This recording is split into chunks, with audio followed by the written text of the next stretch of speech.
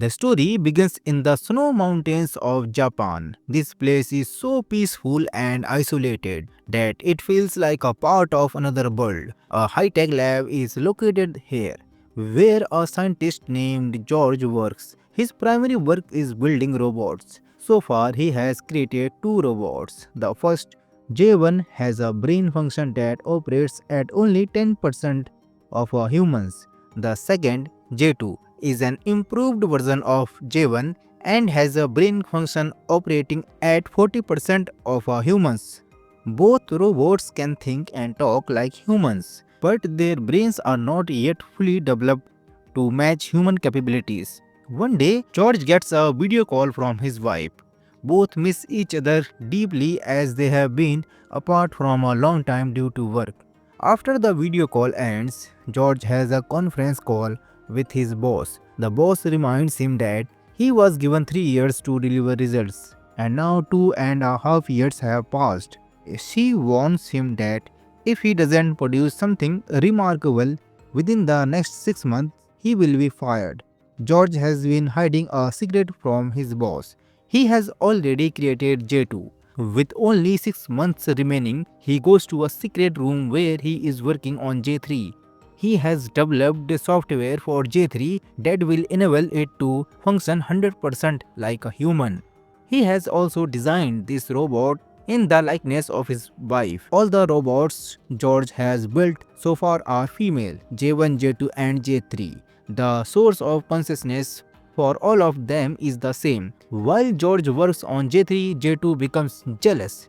J2 fears that once J3 is completed, she will no longer be important. J3's brain, which is only 40% developed, reflects a mindset similar to that of a teenager. George tries to reassure J2, telling her that she will remain valuable even after J3 is finished. But J2 doesn't believe him. One morning, George finds the lab door open, allowing a wolf to enter. He chases the wolf away but realizes that the lab's security has been compromised. Since only J1 and J2 are present in the lab, apart from George, he questions J2, but J2 denies any involvement. Soon, George has to prepare to meet some visitors, so he hides J1 and J2. Access to the lab requires crossing a bridge that George can connect and disconnect. The visitors, who are from a company called Archive, enter the lab. During their conversation, it is revealed that George's wife died in a car accident several years ago. The Archive company specializes in storing the consciousness of deceased people in a device. This allows their loved ones to talk to them for up to 200 hours. After 200 hours, the system automatically shuts off. George had stored his wife's consciousness in one of these devices and he uses it to speak to her through video call. However, George's system has recently malfunctioned and he is struggling to contact his wife. Whenever she calls, their conversations are limited. Now the 200-hour limit is nearly up, after which George may never be able to see or speak to his wife again. The visitors from the Archive company inspect the lab and discover that the Archive device has been tampered with. They realize this was George's doing. The visitors want to take the Archive device back, but George refuses. He declares that he won't let anyone take his wife's consciousness away. The leader of the Archive team tries to console George, allowing him to keep the device but making it clear that tampering with the Archive is strictly forbidden. In reality, George has copied his wife's consciousness from the Archive and embedded it into his J1, J2 and J3 projects. This means his wife's consciousness is present inside these robots.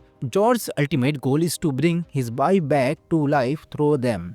George begins working on J3 and finds that her brain is functioning properly. J3 can sense everything around her. She also meets J1 and J2 and she is happy to meet them. However, J2 doesn't like J3 at all. One day when George steps outside the lab, he sees a flying object. Shortly after, J3 calls him and informs him that there has been a power outage in the lab. George rushes back and discovers that the power issue is recurring because the lab systems are outdated.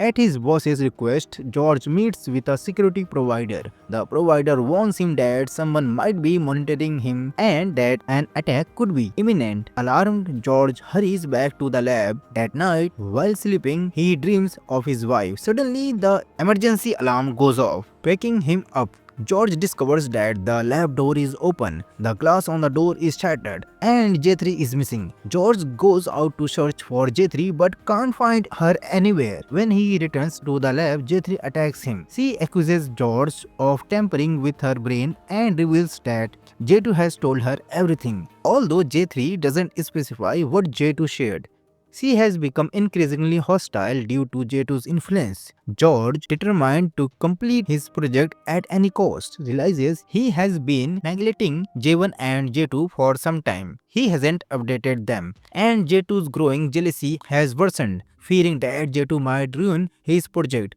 George temporarily powers her down. Later, George receives a call from his boss, who informs him that the archive company has sent a legal notice. They allege that George has tampered with the archive box. The boss warns him that when the archive team visits his lab next, he will need to show them everything. Time is running out for George, although he has made significant progress on J3. Her lower body isn't complete. To expedite the process, George modifies J2's lower body and attaches it to J3. He then fits J2 with the older legs he had built earlier. Now J3 is nearly complete. However, her consciousness is not yet 100% identical to George's wife. A final update is needed to make her fully like his wife. At this point, J3 has a mix of George's wife's consciousness and her own individuality. George powers J2 back on but continues to neglect her. Feeling deeply hurt and abandoned, J2 secretly observes George and J3. Overwhelmed with frustration and loneliness, J2 ultimately throws herself into the water and shuts down completely. With J2 gone, J1 becomes entirely alone. Having a childlike mind, J1 had always enjoyed J2's companionship. That night, George has another dream about the car accident that claimed his wife's life. In the dream, George sees himself with his wife. He tells her about his project and his plan to go to Japan for 3 years of research. His wife doesn't want him to leave her.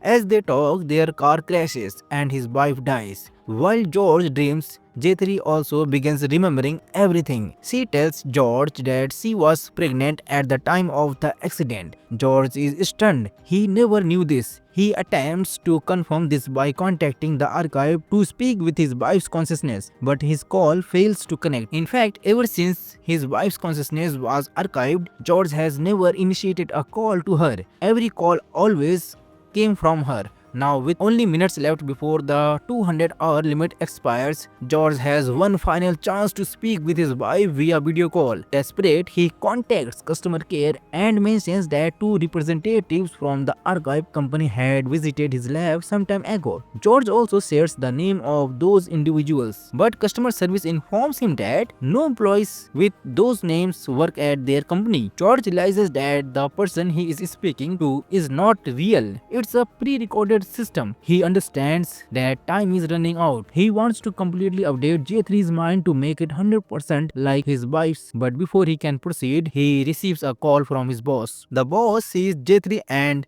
the archive team discovers J2's body in the water. The boss informs George that the archive company is planning to file a lawsuit against him for copying their data. She adds that the archive company aims to shut down their company. To prevent this, the boss plans to destroy the entire lab to eliminate all evidence. George immediately rushes out to sever the connections. Meanwhile, J3 is left alone and receives a call from George's wife.